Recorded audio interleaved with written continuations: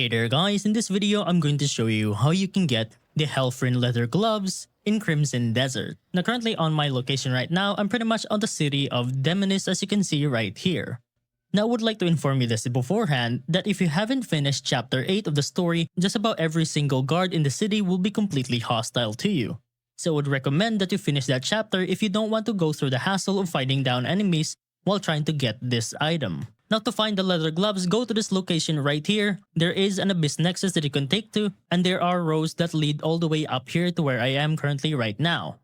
Now I'm on top of this roof, and the location that we're going to go into is this tower right here. If you try to take a look at the top of this tower, there is a suspiciously looking wall right there. Alright, now once you've made yourself over the wall, make sure to resist and then use a force palm to twist yourself over to the other side.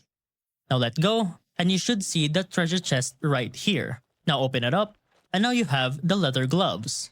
And the stats for the gloves will be an attack of 16, a defense of 4, a critical rate of 1, and already at a refinement of level 3 with 2 abyss gears already embedded to it. And here's how the gloves will look like on Cliff. And that's pretty much about it on how to get the Helfryn leather gloves in Crimson Desert.